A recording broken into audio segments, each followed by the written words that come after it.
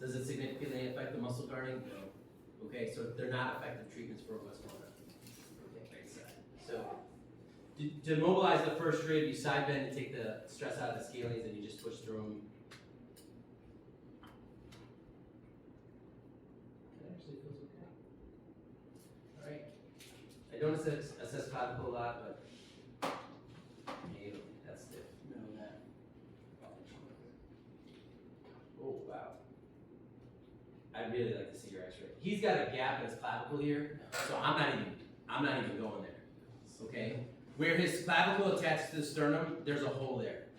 Okay? So if that was intact, like say he fractured the clavicle here and he had an ORIF, so plates and screws, I would mobilize that. That's like a whole new joint now, and I don't even know if the clavicle is even attached to the sternum, so that's just gonna probably irritate him. And honestly, that's probably a lot of the source of his pain. Like that's probably a lot of the source of his pec minor and scaling pain. And why would I think that? Well, he didn't really have a lot of pain with glenohumeral motion. Granted, you're moving the scapula and the AC and SC joints, but he didn't have a lot of pain with that. He had zero pain with cervical motions. So a lot of this stuff I think is muscular. So what's driving the muscle guard? What's driving the muscle guard is probably that, because that's the really only painful spot I've hit. Okay. As expected, his down glide on the right is pretty limited, but the scaling's attached there, so I'm thinking that probably a lot of that is due to muscle guarding. So again, I have limited joint mobility, but I have muscle guarding present. So I'm not gonna pull out a grade 4 or even a thrust, because the joint mobility probably isn't the joint, it's probably the muscle guard. If he didn't have muscle guarding here and his joint was limited, then what grade of mobilization would I need to do? I need to do a 4 or a thrust to improve the joint mobility, okay?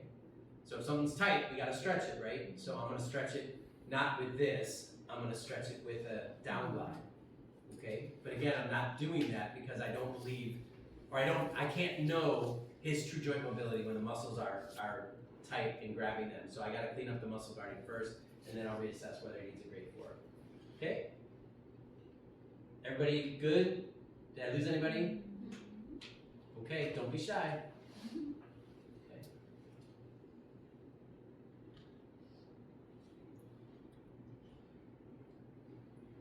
So I just try to keep my thumb in tight. Okay? So I save my CMC joint. And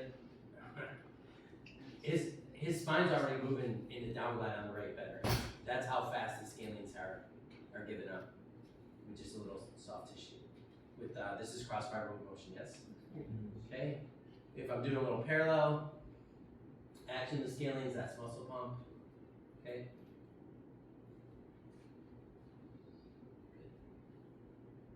Full motion of the cervical. Okay, so scalenes are pretty much relaxed at this point. How long did that take me? 60 seconds. Okay, I didn't even use the sub-max isometrics. Okay, now we're gonna get into pec minor. So normally I'd stand on that side of the patient, but so you guys can see, I'll stand over here. Okay. Right there. It feels okay. Yeah. So in a weight bearing position, he's probably got more stress on the clavicle, and that's why this ramps up a little bit. In supine, this is actually pretty clean. And again, what I'm feeling for, if the muscle's contracted, I'm gonna feel it hard, right? And I'm not feeling that now. When he was sitting, I could feel it. Okay. Yeah. Could I have the green tape and orange scissors? Okay. So our order of operations is soft tissue, joint modes. If we're gonna tape, and then exercise. Okay? Do you remember, you were at about 90 degrees yesterday, yes? Yeah, what number did I give you? Did I give you 80? I think it wasn't 90, it was 80. So the mistake I made with you guys was I didn't show you how limited he was at the start. And I can't do it now because now I'm cleaning everything up so it's